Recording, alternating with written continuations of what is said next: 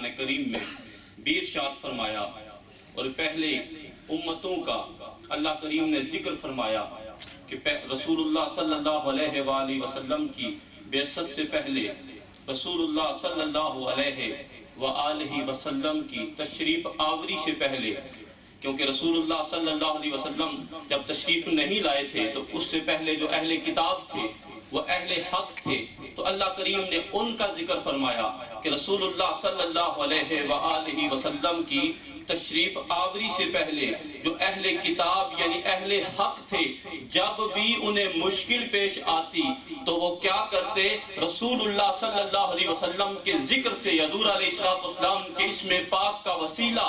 رب کی بارگاہ میں پیش کرتے۔ اللہ رب العزت ان کی دستگیری فرماتا، اللہ رب العزت ان کی مدد فرماتا، اللہ کریم انہیں دشمنوں پر فتح عطا فرماتا۔ جو آیہ مقدسہ میں نے تلاوت کی، اس میں بھی اللہ رب العزت نے یہود کا ذکر فرمایا کہ رسول اللہ صلی اللہ علیہ وآلہ وسلم کی بعثت سے پہلے جو یہودی تھے وہ رسول اللہ صلی اللہ علیہ وآلہ وسلم کے وسیلے سے مشرکین کے اوپر، اپنے دشمنوں پر فتح طلب کیا کرتے، رسول اللہ صلی اللہ علیہ وسلم کا وسیلہ رب کی بارگاہ سے سوال کیا کرتے۔ تو اللہ رب العزت نے ارشاد فرمایا وَقَانُوا، اللہ رب العزت نے فرمایا کہ جب ان کے پاس وَلَمَّا جَاءَهُمْ كِتَابٌ مِّنْ عِندِ اللَّهِ مُصَدِّقٌ لِمَا مَعَهُمْ، کہ اللہ رب العزت نے ارشاد فرمایا کہ جب ان کے پاس قرآن کریم اللہ کریم کی طرف سے نازل کیا گیا، وہ کتاب آئی کہ جو کچھ ان کے پاس پہلے موجود تھا وہ کتاب ان چیزوں کی، ان باتوں کی تصدیق کرنے والی ہے۔ اور اللہ رب العزت نے ارشاد فرمایا وَقَالُوا مِن قَبْلُ يَسْتَفْتِحُونَ عَلَى الَّذِينَ كَفَرُوا، حالانکہ جو صاحب کتاب ہیں رسول اللہ صلی اللہ علیہ وآلہ وسلم، اس سے پہلے جب بھی وہ دشمن کے مقابلے میں جاتے تو رسول اللہ صلی اللہ علیہ وآلہ وسلم کے وسیلے سے وہ اللہ کریم کی بارگاہ سے فتح مانگتے۔ اور اللہ رب العزت نے ارشاد فرمایا فَلَمَّا جَاءَهُمْ مَا عَرَفُوا كَفَرُوا بِهِ، اللہ رب العزت نے فرمایا کہ جب وہ تشریف لے آئے ان کے پاس جن کی عظمتوں کا اظہار وہ پہلی کتابوں میں جان چکے تھے، اللہ رب العزت نے ارشاد فرمایا كَفَرُوا بِهِ، انہوں نے ان کا انکار کر دیا۔ اور اللہ رب العزت نے ارشاد فرمایا یہ پہلے مانگا کرتے تھے تو انہی کے وسیلے سے مانگا کرتے تھے، جب یہ تشریف لے آئے تو انہوں نے انکار کیا۔ اللہ کریم نے ارشاد فرمایا فَلَعْنَةُ اللَّهِ عَلَى الْكَافِرِينَ، کے جو کفر کرنے والے ہیں، جو ان کا انکار کرنے والے ہیں، اللہ کریم نے فرمایا کہ ان پر اللہ کی لعنت ہے، ان پہ اللہ کریم نے لعنت بھیجی ہے۔ اب سامعین محترم اس آیہ مقدسہ کی تفسیر میں روح المعانی میں علامہ سید محمود علوسی رحمت اللہ تعالی علیہ نے جو روایت نقل فرمائی ہے وہ فرماتے ہیں، یہ روایت نقل فرمائی کہ اذا اشتد الحرب بینہم وبین المشرکین، کہ اس روایت میں، اس حدیث پاک میں جو روایت علامہ علوسی رحمت اللہ تعالی علیہ نے نقل فرمائی کہ اذا اشتد الحرب بینہم وبین المشرکین، کہ یعنی جب ان کے درمیان، کن کے درمیان؟ جو اہل کتاب تھے، جو رسول اللہ صلی اللہ علیہ وسلم کی بعثت سے پہلے اہل حق تھے، اللہ کریم نے ارشاد فرمایا کہ بلکہ روایت میں آتا ہے کہ اذا اشتد الحرب بینہم وبین المشرکین، ایک وہ جو پہلے حق پر تھے وبین المشرکین، اور وہ لوگ جو رسول اللہ صلی اللہ علیہ وسلم کے وسیلے کے پہلے سے منکر تھے، ان کو مشرکین کے نام سے اس روایت میں یاد کیا گیا ہے۔ اذا اشتد الحرب بینہم وبین المشرکین، جب بھی ان اہل کتاب اور مشرکین کے درمیان جنگ شدید ہوتی تو وہ کیا کرتے؟ اخرج التوراۃ، وہ تورات کو نکالتے، تورات اپنے سامنے رکھتے اور کیا کرتے؟ اخرج التوراۃ ووضعوا ایدیہم علی موضع ذکر النبی صلی اللہ علیہ وآلہ وسلم، جہاں پر تورات میں رسول اللہ صلی اللہ علیہ وآلہ وسلم کا ذکر ہے، اس ذکر کی جگہ کو نکالتے اور وہ کیا کرتے؟ وضعوا ایدیہم، اپنے ہاتھوں کو رسول اللہ صلی اللہ علیہ وسلم کے ذکر کی جگہ پہ رکھ دیتے، رسول اللہ صلی اللہ علیہ وسلم کے ذکر کی جگہ پر اپنے ہاتھوں کو رکھتے اور پھر کہتے کہ یا اللہم انا نسألک بنبیک الذی وعدتنا ان تبعثہ فی آخر الزمان ان تنصرنا اليوم، اے مالک آج تیری بارگاہ میں تیرے ان حبیب کریم علیہ السلام کا وسیلہ پیش کرتے ہیں، ان کا واسطہ تجھے دیتے ہیں جن کا تو نے آخری زمانے میں مبعوث کرنے کا وعدہ فرمایا ہے، ان تنصرنا اليوم، آج ان کے وسیلے سے آج ہماری مدد فرما دے، آج ہماری ہماری دستگیری فرما، آج ہماری مدد فرما، فینصرون، جیسا ہی ان کی زبانوں پر رسول اللہ صلی اللہ علیہ وسلم کے وسیلے سے سوال آتا، اللہ کریم ان کی مدد بھی فرماتا اور دشمنوں کے اوپر فتح بھی عطا فرماتا۔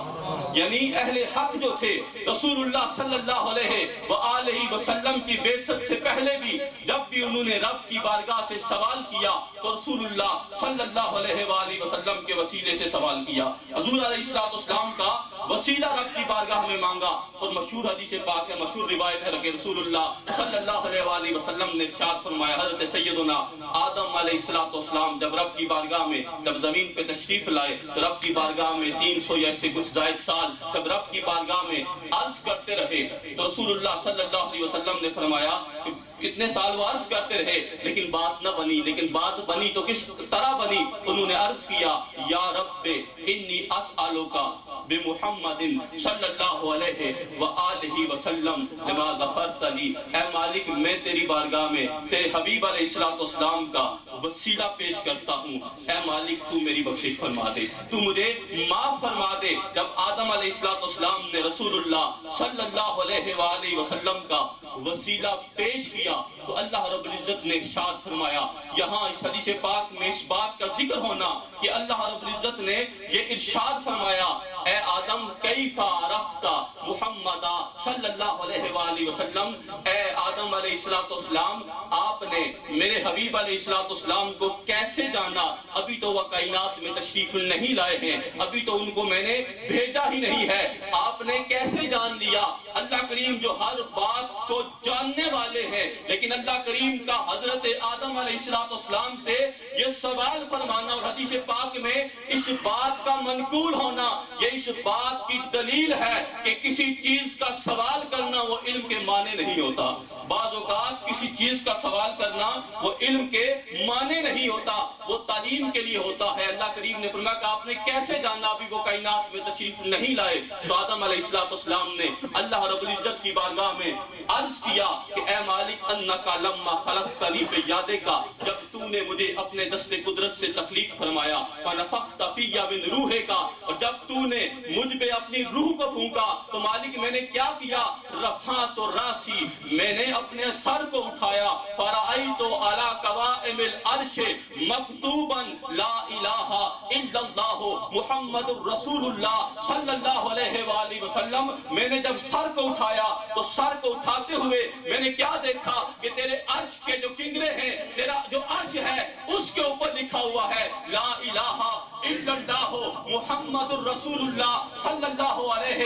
وآلہ وسلم۔ جب میں نے یہ دیکھا تو علم تو میں اے میرے مالک فعلم تو بس میں جان گیا انکا لم تضف الی اسمک الا حب الخلق الیک، مالک تو اپنے نام کے ساتھ اسی کے نام کو ملا سکتا ہے جو کائنات میں تجھے سب سے زیادہ محبوب ہے۔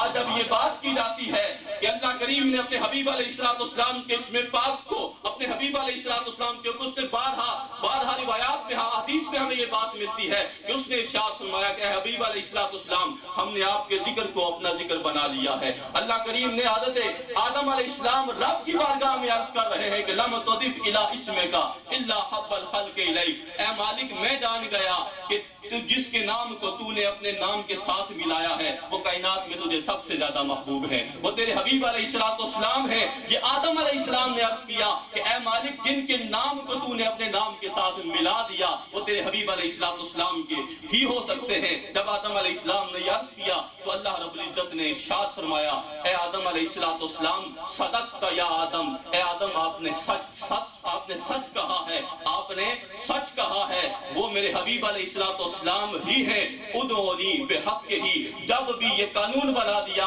جب بھی مجھ سے مانگو، جب بھی میری بارگاہ سے سوال کرو تو یہ قانون ہے ادعونی بحق ہی، جو بھی میری بارگاہ کا سوالی بننا چاہتا ہے میرے حبیب علیہ السلام کا وسیلہ لے کر میری بارگاہ میں آئے، میرے حبیب علیہ السلام کا وسیلہ لے کر میری بارگاہ میں آئے۔ جو بھی میرے حبیب علیہ السلام غفرت لک، اے آدم علیہ السلام ہم نے آپ کو معاف فرما دیا اور یہ قانون بنا دیا، جو بھی در مصطفیٰ کریم علیہ السلام کا सवाली बनकर हुजूर का वसीला लेकर मेरी बारगाह में आएगा, हम उसे जरूर माफ फरमाएंगे। लेकिन शर्त यह है कि मेरे हबीब अलैहिस्सलाम की बारगाह में आए, मेरे हबीब अलैहिस्सलाम का वसीला मेरी बारगाह में पेश करे, मेरे हबीब अलैहिस्सलाम का वसीला मेरी बारगाह में अर्ज करे, जिनकी वजह से हमने सारी कायनात को बनाया है। तो सामने मोहतरम आदम अलैहिस्सलाम ने भी मांगा तो रसूलुल्लाह सल्लल्लाहु अलैहि वसल्लम का वसीला मांगा, उनको उनकी बात बनी तो रसूलुल्लाह सल्लल्लाहु अलैहि वसल्लम की वजह से बनी। अगर जो अहले किताब है, जो यहूद है, रसूलुल्लाह सल्लल्लाहु अलैहि वसल्लम की बेइज्जत से पहले अगर उनकी बात बनती है, अगर उन्हें दुश्मनों पर फतह मिलती है तो रसूलुल्लाह सल्लल्लाहु अलैहि वसल्लम की वजह से मिलती है। और फिर हमें यह भी नजर आता है कि जब नबीना सहाबी हुजूर अलैहिस्सलाम की बारगाह में हाजिर होते हैं, अर्ज करते हैं कि या रसूलल्लाह सल्लल्लाहु अलैहि वसल्लम, बिनाई लेने के लिए आपकी बारगाह में आया हूं। तो रसूलुल्लाह सल्लल्लाहु अलैहि वसल्लम ने उन्हें क्या तालीम इरशाद फरमाई? रसूलुल्लाह सल्लल्लाहु अलैहि वसल्लम चाहते तो इशारा फरमाते, बिनाई आ जाती, क्योंकि रसूलुल्लाह सल्लल्लाहु अलैहि वसल्लम की ये शान है कि मेरे आका करीम अलैहिस्सलाम अगर चाहे तो हज़रत कतादा रज़ियल्लाहु ताला अन्हु की निकली हुई आंख एक लम्हे में वापस अता फरमा दे। रसूलुल्लाह सल्लल्लाहु अलैहि वसल्लम की ये शान है कि हज़रत अब्दुल्लाह बिन अतीक रज़ियल्लाहु ताला अन्हु की टूटी हुई पिंडली को इशारा फरमाए, अपने दस्ते मुबारक से मस फरमाए, वो पिंडली दुरुस्त हो जाए। मेरे आका करीम अलैहिस्सलाम की ये शान है, तो चाहे तो एक लम्हे में हज़रत अबू हुरैरा रज़ियल्लाहु ताला अन्हु को कुव्वत हाफिज़ा अता फरमा दे। अगर उंगली का इशारा फरमाए तो चांद को 2 टुकड़े फरमा दे। अगर हुजूर अलैहिस्सलाम हाथों को इस तरह फरमाए तो डूबा हुआ सूरज वापस आ जाए। रसूलुल्लाह सल्लल्लाहु अलैहि वसल्लम की ये शान है, जिस वक्त चाहे जो चाहे रसूलुल्लाह सल्लल्लाहु अलैहि वसल्लम अल्लाह की अता से कर सकते हैं। ये रसूलुल्लाह सल्लल्लाहु अलैहि वसल्लम की शान है। यहाँ पर एक बात मेरे ज़हन में आई, ये भी हदीस पाक है, मुस्लिम शरीफ की हदीस पाक, हज़रत रबिया रज़ियल्लाहु ताला अन्हु की मशहूर हदीस पाक कि हज़रत इस पे मैं एक तबसरा करना चाहता हूँ। हज़रत रबिया रज़ियल्लाहु ताला अन्हु आप फरमाते हैं कि मैं रसूलुल्लाह सल्लल्लाहु अलैहि कुन्तु अबीतु मा रसूलिल्लाह सल्लल्लाहु अलैहि वसल्लम, कि मैं रात को रसूलुल्लाह सल्लल्लाहु अलैहि वसल्लम की खिदमत अक़दस में हाजिर रहा करता, हुजूर अलैहिस्सलाम की बारगाह में हुजूर अलैहिस्सलाम की खिदमत के लिए हाजिर रहता। आप इरशाद फरमाते हैं, आप फरमाते हैं कि एक ऐसा वक्त आया कि हज़रत रबिया रज़ियल्लाहु ताला अन्हु आप फरमाते हैं कि मेरे दिल में ये ख्याल आया कि ए रबिया, ये तो वो बारगाह है जिस बारगाह की नौकरी जिब्रील अमीन भी अपने लिए सादत समझते हैं, जिस बारगाह की नौकरी जिब्रील अमीन भी अपने लिए सादत समझते हैं। हज़रत रबिया रज़ियल्लाहु ताला अन्हु आप फरमाते हैं कि मैं इसी कश्मकश में था। आप फरमाते हैं कि रसूलुल्लाह सल्लल्लाहु अलैहि वसल्लम तशरीफ लाते हैं। रसूलुल्लाह सल्लल्लाहु अलैहि वसल्लम ने फरमाया, सल रबिया, ए रबिया सवाल कर, मांग क्या मांगता है, मांग मेरी बारगाह से क्या मांगता है। और हज़रत रबिया रज़ियल्लाहु ताला अन्हु अर्ज करते हैं कि अस्अलु का मुराफ़क़तका फिल जन्ना, या रसूलल्लाह, अल्लाह करीम ने ये सादत बख्शी है, दुनिया में आपके कदमों के, आपके कदमैन शरीफैन में जगह अता फरमाई है। या रसूलल्लाह, यही चाहता हूँ, यहाँ भी आपके कदमैन शरीफैन में रहता हूँ। या रसूलल्लाह, जन्नत में भी ये शर्फ अता हो जाए कि आपके कदमैन शरीफैन में जगह मिल जाए, हर वक्त आपकी बारगाह में हाजिर रहूं। मेरे पीरो मुर्शिद, आपके पीरो मुर्शिद किबला आलम लासानी पाक रहमतुल्लाह ताला अलैह आप इरशाद फरमाते हैं, आप फरमाते हैं कि जब रसूलुल्लाह सल्लल्लाहु अलैहि वसल्लम ने ये इरशाद फरमाया, सल ए रबिया सवाल कर, क्या मांगता है, ये तो मुतलक है। आप फरमाते हैं उस लम्हा अगर हज़रत रबिया रज़ियल्लाहु ताला अन्हु अर्ज करते कि या रसूलल्लाह सल्लल्लाहु अलैहि वसल्लम, अल्लाह करीम को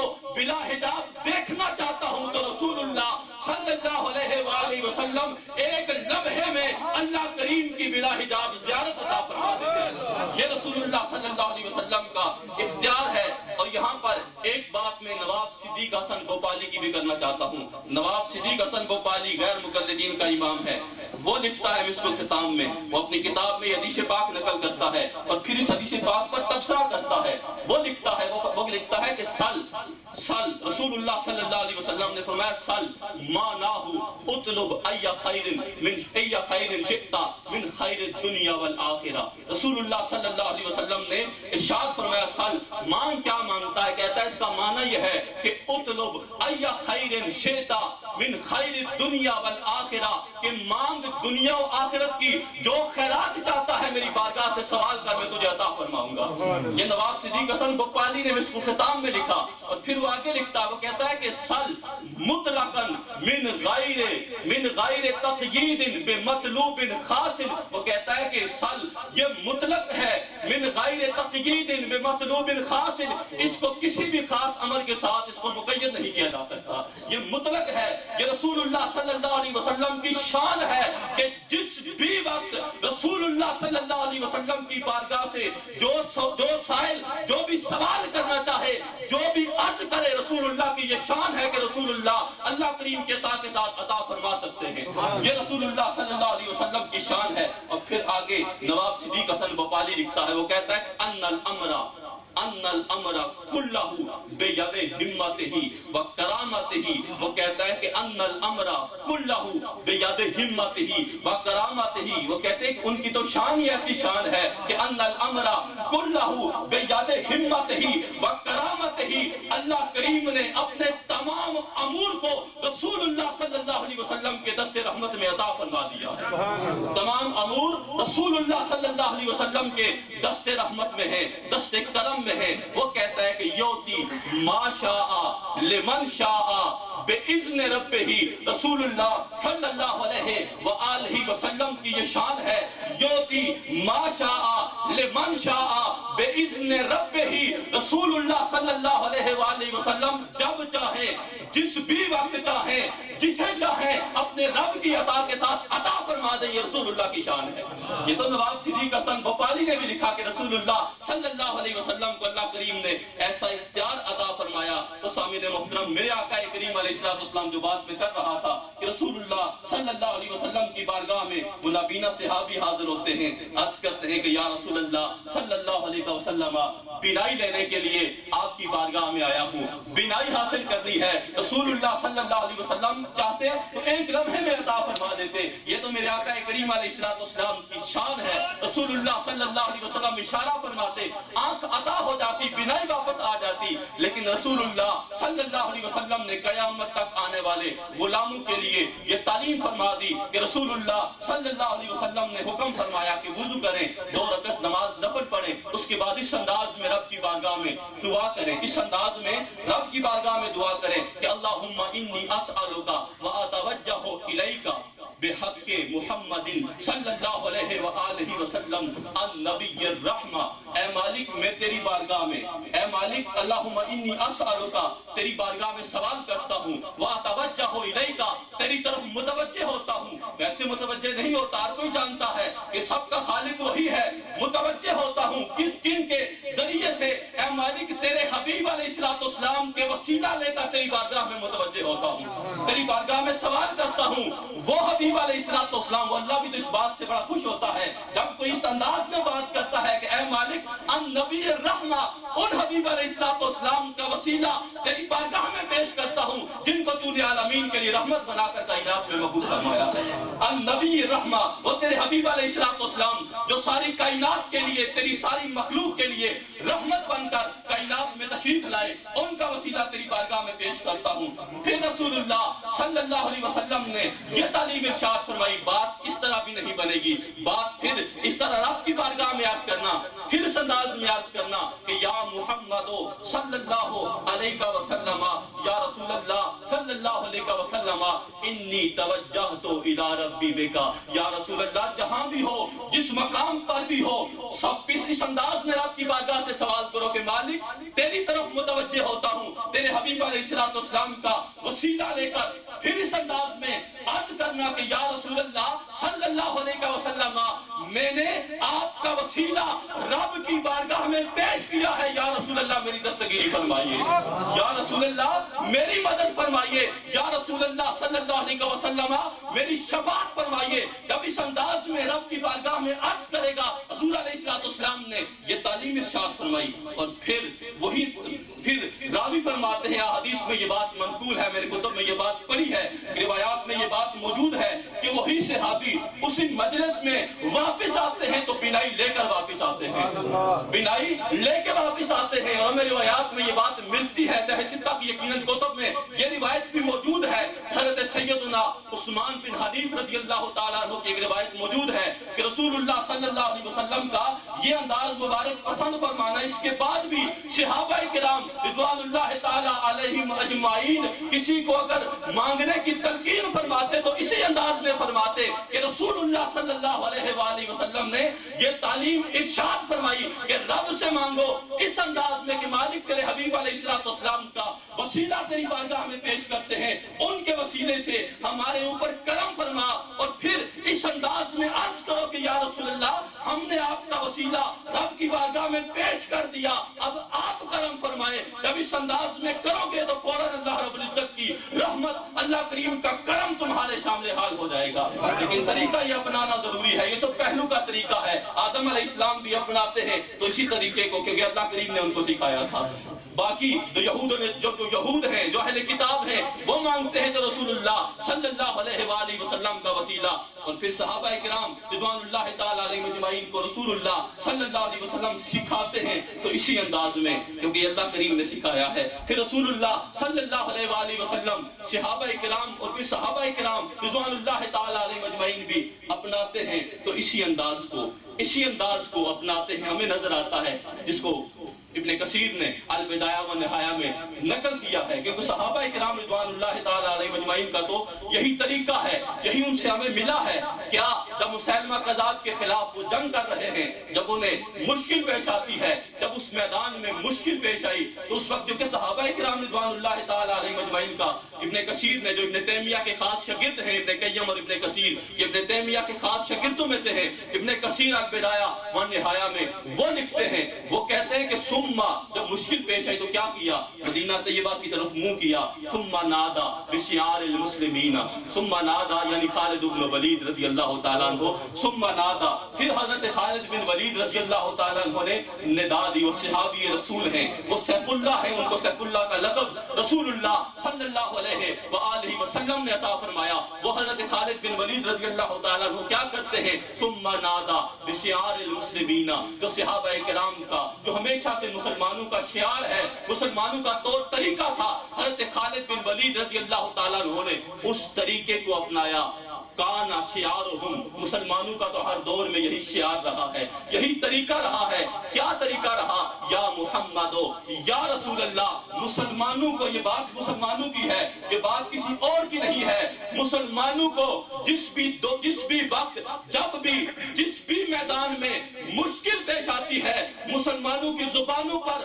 یا رسول اللہ صلی اللہ علیہ وسلم کی صدا نکلتی ہے، اللہ رب العزت کا کرم ان کے سامنے حال ہو جاتا ہے۔ لیکن شرط یہ ہے کہ رسول اللہ صلی اللہ علیہ وسلم کی بارگاہ کا کوئی سوال ہی بنے، شرط یہ ہے کہ رسول اللہ صلی اللہ علیہ وآلہ وسلم کی بارگاہ میں اپنے دامن کو پھیلائے۔ آج کل کے دور میں ایک بڑی اہم سی بات ہے کہ جب مدینہ پاک میں حاضری کے لیے جاتے ہیں تو جب وہاں پر حاضری دیتے ہیں تو کیا ہوتا ہے، وہاں پر جو لوگ کھڑے ہوتے ہیں وہ کہتے ہیں جب حضور علیہ السلام کی بارگاہ کی طرف منہ کرتے ہیں، جب ادھر منہ کر کے سوال کرنا چاہتے ہیں، دعا مانگنا چاہتے ہیں تو کچھ لوگ کہتے ہیں کہ منہ اس طرف کرو۔ تو میں حضرت امام ابو حنیفہ رضی اللہ تعالیٰ عنہ کی ایک بات حضرت مجھ سے قبل ارشاد فرما رہے تھے، حضرت امام ابو حنیفہ رضی اللہ تعالیٰ عنہ کی ایک بات یہاں پہ عرض کرنا چاہتا ہوں۔ حضرت امام ابو حنیفہ رضی اللہ تعالیٰ عنہ اتنے بڑے عالم ہیں، یقیناً تابعین میں آپ کا شمار ہوتا ہے۔ وہ حضرت امام ابو حنیفہ رضی اللہ تعالیٰ عنہ آپ ارشاد فرماتے ہیں، شفا میں قاضی یاد مالکی رحمۃ اللہ تعالیٰ علیہ نے اس بات کو نقل فرمایا،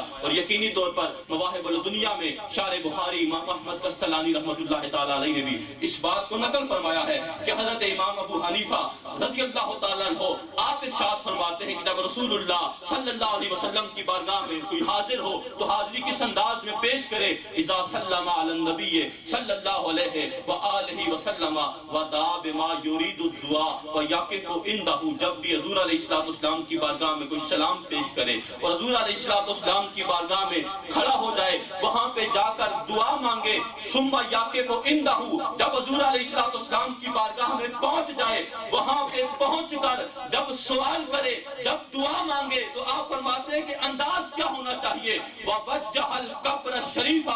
لَا إِلَى الْقِبْلَةِ، آپ فرماتے ہیں کہ وہاں پہ جا کر مانگنے والے کا انداز یہ ہونا چاہیے کہ اس کا چہرہ رسول اللہ صلی اللہ علیہ وسلم کی طرف ہونا چاہیے، لا الى القبلہ،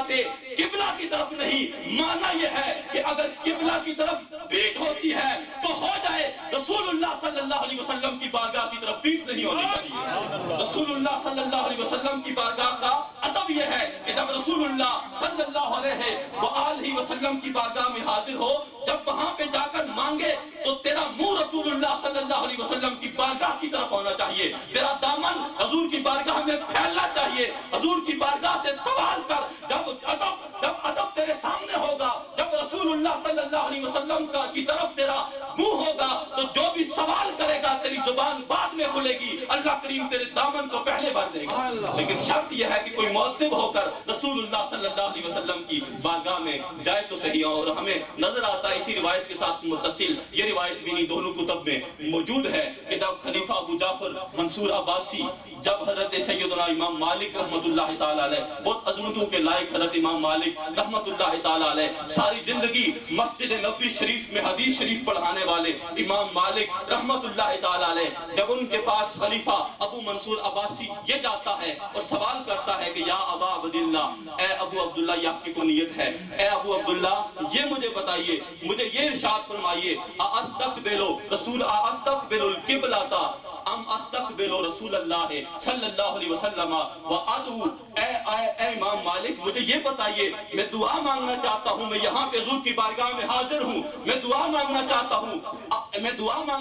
ہوں، استقبل القبلۃ ام استقبل رسول اللہ صلی اللہ علیہ وسلم، میں دعا مانگتے ہوئے اپنے منہ کو قبلہ کی طرف کروں یا رسول اللہ صلی اللہ علیہ وآلہ وسلم کی طرف کروں؟ آپ مجھے ارشاد فرمائیے۔ تو سنیے حضرت امام مالک رحمت اللہ تعالی علیہ نے اسے کیا جواب ارشاد فرمایا۔ آپ نے فرمایا مجھ سے یہ سوال کرتا ہے، گویا کہ آپ نے اسے جھنجھوڑا اور ارشاد فرمایا لما تصرف وجہک عنہ ہوا وسیلتک و وسیلۃ ابیک آدم الی اللہ تعالی۔ حضرت امام مالک رحمت اللہ تعالی علیہ نے ارشاد فرمایا، آپ فرماتے ہیں کہ لما تصرف وجہک عنہ، تو ان سے اپنے چہرے کو پھیرتا ہے، لما تصرف وجہک عنہ، ان سے اپنے چہرے کو کیوں پھیرتا ہے؟ آپ نے ارشاد فرمایا، فرماتے ہیں یہ وہ بارگاہ ہے، ہوا وسیلتک، یہ تیرا وسیلہ ہے، یہ تیرا وسیلہ ہے، اور سن صرف تیرا وسیلہ نہیں ہے بلکہ ساری انسانیت کے جو باپ ہیں، وہ وسیلہ تو ابھی کا آدم علیہ السلام الی اللہ تعالی، یہ فقط تیرا وسیلہ نہیں ہے، اگر ساری انسانیت کے باپ حضرت آدم علیہ السلام کی بات بنی ہے تو انہی کی بارگاہ سے بنی ہے، اگر ان کی بھی بات بنی ہے تو انہی کے دربار سے بنی ہے، ان سے تو اپنے چہرے کو پھیرتا ہے، ان کی طرف اپنے منہ کو کر، بلستقبلہ واستشفع بہ، اپنے منہ کو رسول اللہ صلی اللہ علیہ وآلہ وسلم کی طرف کر، اپنے منہ کو رسول اللہ صلی اللہ علیہ وآلہ وسلم کی طرف کر، واستشفع بہ، اور اپنے دامن کو حضور کی بارگاہ میں پھیلا دے، واستشفع بہ، مانگ حضور کی بارگاہ سے کہ یا رسول اللہ آپ کے کرم کا بھکاری بن کر آپ کی بارگاہ میں حاضر ہو گیا، حضور کی بارگاہ سے مانگ، واستشفع بہ، حضور کی بارگاہ سے سوال کر، ان کے دربار کا سوالی بن۔ پھر حضرت امام مالک رحمت اللہ تعالی علیہ فرماتے ہیں فَيُشَفِّعُكَ اللَّهُ، یہی تو وہ ہیں جو رب کی بارگاہ میں تیری بات کو بنانے والے ہیں، یہی تو وہ ہیں جو تیری رب کی بارگاہ میں تیری بات کو بنانے والے ہیں، تیری بات کیا، یہی تو وہ ہیں جو ساری مخلوق کی بات رب کی بارگاہ میں بنانے والے ہیں، یہی تو وہ ہیں جو ساری مخلوق کی بات رب کی بارگاہ میں بنانے والے ہیں۔ لیکن لیکن شرط یہ ہے آج لے ان کی پناہ، آج مدد مانگ ان سے، کل نہ مانیں گے قیامت میں۔ اگر مان گیا آج ان کی بارگاہ میں جا، آج ان کے دربار کا سوالی بن، آج رسول اللہ صلی اللہ علیہ وآلہ وسلم کے وسیلے کا اقرار کر۔ اور ہمیں بے شمار روایات میں یہ باتیں ملتی ہیں۔ میں نے آغاز میں جو شعر پڑھا تھا یہ حضرت امام زین العابدین رضی اللہ تعالیٰ عنہ کا شعر ہے۔ انہوں نے بھی حضور کی بارگاہ سے استغاثہ کی۔ یہ تو چلتا آ رہا ہے، ہر دور میں اہل حق کو جب بھی مشکل پیش آئی تو یا رسول اللہ کی صدا ان کی زبان پہ آئی۔ حضور کو اپنا، حضور علیہ السلام کی بارگاہ میں اپنے دامن کو پھیلایا۔ آپ تو عرض کرتے ہیں کہ یا رحمت للعالمین انت شفیع المذنبین اکرم لنا یوم الحزین فضلا وجودا والکرم یا رحمت للعالمین ادرک لزین العابدین محبوس عید الظالمین فی الموکب والمزدحمین۔ حضرت امام زین العابدین رضی اللہ تعالیٰ عنہ حضور علیہ السلام کی بارگاہ میں مدینہ طیبہ سے بظاہر دور ہیں، لیکن رسول اللہ صلی اللہ علیہ وسلم کی بارگاہ میں کس انداز میں سوال کرتے ہیں اور ہمیں تعلیم دی کہ جہاں بھی ہو، جس بھی مقام پہ ہو، جہاں بھی ہو، وہیں سے دو صدا سرکار سنتے ہیں۔ سرے آئی نہ سنتے ہیں، بس دیوار سنتے ہیں، اور میں صدقے جاؤں آپ کی رحمت للعالمین کے پکارو چاہے جتنی بار، آپ ہر بار سنتے ہیں۔ اللہ کریم ہمیں ہمیشہ حضور کے دربار کا سوالی رکھے۔ واخر دعوانا ان الحمد للہ۔